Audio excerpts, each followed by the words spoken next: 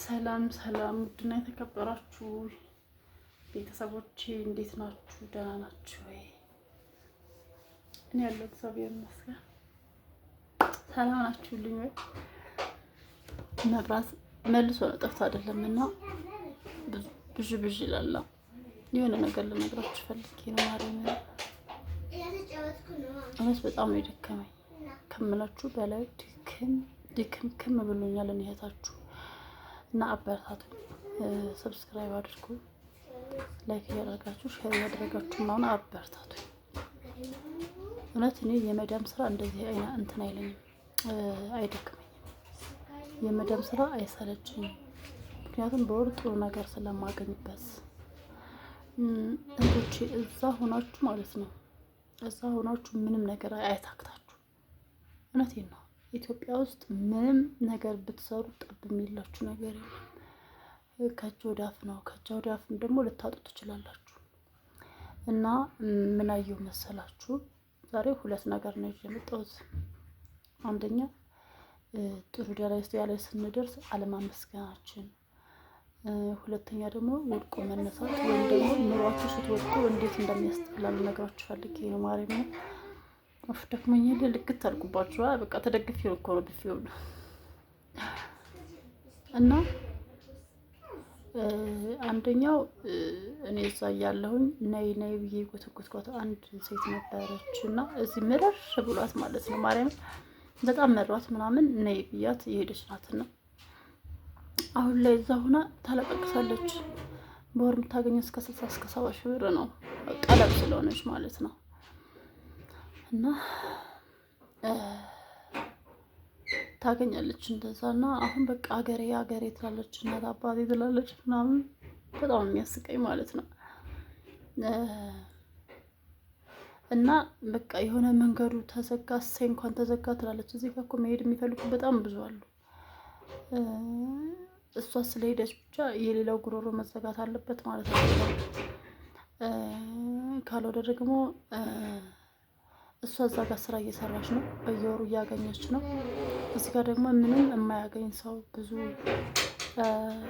የተቸገረ ሰው አለ እና ስለሱ ማሰብ አለ።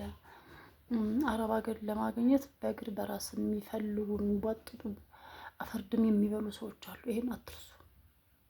እኔ ሳውዲ ለመሄድ የዛሬ አመት አካባቢ ማለት ነው፣ ዛሬ እንደዛ ልበለው፣ ወደ ኢትዮጵያ ከገባሁኝ 6 ወር ሆነኝ። ሳውዲ ደግሞ 1 አመት ነበርኩኝ አይደል? ያንን 1 አመት ረገምኩት። ግን እዚህ ያለው ነገር ነው እንድረግመው ያደረገኝ እንጂ የመዳም ቤት አይደለም። ጥሩ ስራ ነው የምሰራው፣ ጥሩ ደሞዝ ነው የማገኘው። መዳም አይጮህብኝም፣ ሲጀመር ማርያም አይጮህብኝም። ምክንያቱም እኔ እስከምታዘዝ አልቆይም ስሰራ፣ በደንብ ነበር የምሰራው።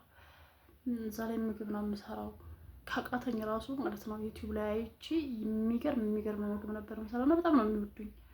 ማርያም ነው የምላችሁ። እና ለዛ ከመዳሞቹ ጋር አልጣላም። ደሞዝ ብቻ ካነሰኝ ነው እኔ ልወጣ የምችለው። እውነቴን ነው የምላችሁ። እና እዛ ከሄዳችሁ በኋላ ማማረር፣ እዚህ ያለውን ሳረስ ሀገር ሽሻሻል ምናምን ማለት አቁሙ። እንተዋወቃለን። እንዳልኳችሁ በእግር በፈረስ ብዬ ፍሪጅን ሽጬ ያው ሳልመልሰው ነው ወደዚህ ሀገር የመጣሁት። ብዙ ነገር አድርጌ ነው ወደዛ ሀገር ሄጄ የነበረው። ግን አንድ ያጠፋሁትን ቀሚስ እንኳን አንድ ማሽን የችብስ ማሽን እንኳን አልመለስኩኝ የምንሰራበት። ይሄ የቤተሰብ ችግር ነው። ተውት። ላነሳ ፈልጌ አይደለም። የዚህን ጉዳይ የማታውቁ ካላችሁ በደንብ አድርጌ እነግራችኋለሁ፣ ለምን ሄድኩኝ ለምን ተመለስኩኝ የሚለው ማለት ነው። እና እዛ ስትሆኑ እዚህ ያሉትን ምናምን ነገር አትምጡ ምናምን አትበሉ። ማሮቼ ተው፣ እንተዋወቃለን። እናንተ በደንብ ስሩ፣ አግኙ፣ ተለወጡ። እዚህ ያሉትንም ደግሞ እህቶች ካላችሁ ጓደኞች ካላችሁ በቻላችሁ ታቀም ሂደው ሰርተው እንዲመለሱ አድርጉ። ፀሐዩ ሲወጣ ሲገባ እኮ ነው እንደዚህ፣ አንዴ ብርሃን ያደርገኛል፣ አንዴ ጨለማ ያደርገኛል። የኔ ህይወት ልክ እንደዚህ ነው። አይገርማችሁም? አንዴ ሲበራ፣ አንዴ ሲጨልም፣ አንዴ ሲበራ፣ አንዴ ሲጨልም። እና ለመውሰድ ምናምን ሞክሩ ከቻላችሁ፣ አበርቷቸው። ለሁሉም ላይ ደላ ይችላል፣ ግን ደግሞ ሂዶ ይዩት። ምን ችግር አለው? እኔ የልጄ ጉዳይ ይዞኝ እንጂ እኔ ኢትዮጵያ የመኖር አንድም ቀን አላማ የለኝም። ማለት ሰርቼ የራሴ ቤት ኑሮኝ የራሴ ስራ ኑሮኝ ምናምን ነገር መመለስ ነበር የምፈልገው፣ ግን አልሆነም። አይደል እግዚአብሔር ምን እንደሚያደርገን አላውቅም። እሱ ራሱ በቃ ራሱ እንደፈለገ ያድርገኝ ከዚህ በኋላ እኔ ደክሞኛል እውነት። እና ሁለተኛው ደግሞ ወድቆ ከፍ ብላችሁ አግኝታችሁ ማጣት፣ አግኝቶ ማጣት። ሰሞኑን የሚተላለፈውን ድራማ መቼም ታውቃላችሁ፣ ኖላዊንም ማለት ነው። በኢየሱስ ስም በቃ እሱ ድራማና የኔ ህይወት አንድ ናቸው። አሁን የምጋጋጠውና የነበረኝ ማለት እንደነሱ ድርጅት ቤቱ ምናምን ተውት፣ ቤቱ ቢኖርም እንደነሱ አይደለም፣ ድርጅቱን ቢኖር እንደኔ ሱቅ አይደለም፣ የነሱ ትልቅ እንትን ነው። ግን እንደ አቅሜ አለኝ የምል ሰው ነበርኩኝና በእኔ ውስጥ ከአንድ ሁለት ሰራተኛ ነበሩ። እንደፈለግኩ ነበር የምኖረው ምናምን እግዚአብሔር ይመስገን ብዬ። ከዛ ግን ነገሮች ድብልቅ ቃሉ በአንድ ወር እና ባዶዬን ስቀር ምን እንደምጨብጥ ምን እንደማደርግ እራሱ አላውቅም። ይሄ ፊቴ ደርቆ የቀረው ከዛ በኋላ ነው አልመለስ ያለኝ። ለነገሩ ምን አግኝቶ ይመለሳል? እና የእነሱን ህይወት ሳየው በኢየሱስ በቃ ትዝ አለኝ ራሴ አሁን ያለሁበት ህይወት በጣም ከባድ ነው። ማርያም እግዚአብሔር አግኝቶ ከማጣት እግዚአብሔር ይጠብቃችሁ። ሌላ ምንም ጤነኛ አድርጋችሁ በመጀመሪያ ግን አግኝቶ ከማጣትም ይሰውራችሁ ፈጣሪ። ወይ አታገኙት፣ ካገኛችሁ በኋላ ደግሞ አትጡ። ካላገኛችሁት ገንዘቡን ስለማታውቁት ምንም አይመስላችሁም። እንዴት መኖር እንደነበረባችሁ ምናምን በቃ አይገባችሁማ። ይሄ የመኖርን ስለማይገባችሁ ችግር የለውም። አግኝታችሁ ስታጡት ግን ማለት ነው በቃ እንዳትሞቱ ልጅ ያላችሁ እንደኔ ተመልሳችሁ እንደማትሞቱ ለነዛ ልጆች ደግሞ ማንም እንደሌላቸው ምናምን ስለምታውቁ አትፈልጉም። አንድ ነፍስ ብትወርም ደግሞ ራሳችሁን ስታጠፉ ሲሆን ነው የምትገቡት። እውነቴን ነው የምላችሁ። በቃ እኔ ልጅ ከወለድኩ በኋላ በጣም ብዙ ነገሮች ተፈራርቀዋል፣ እስካሁንም አሉ። እንደ ድል ሆኖ እኔ ማንም ሰው ሊያግዘኝም ማንም ሰው ሊረዳኝ አይችልም። አንድ ሰሞን ዋይ ይላሉ፣ ምንም ያለ ጥቅም ማለት ነው። ልክ አሁን እንደሆንኩት ማለት ነው። ያ ኢትዮጵያ ገቢ እንደዚህ ይሆናል ምናምን ተብሎ ባዶ እጄን እንዳስቀሩ ልክ እንደዛ ነው የኔ እድሌ ማለት ነው። እኔ ራሴ ፈግቼ ጠሬ ግሬ ካልጎረስኩና ልጅን ካላጎረስኩ ካልኖርኩኝ ምንም አይነት እድል የለኝም። እንደ ማንም ሰው ባለቅስም ማንም ሰው ሲጀመር ማልቀስ አልፈልግም። ግን ደግሞ ምንም በቃ አንዳንዴ እንደውም እማዝኑ ሁሉም አይመስላቸው ሰዎች አሉ።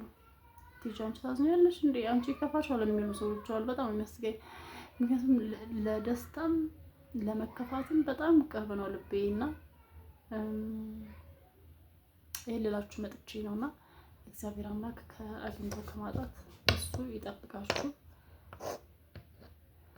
ብቻ ድራማውን ሳየው የእውነት እየመሰለኝ ያንቀጠቅጠኛል ሁላ በቃ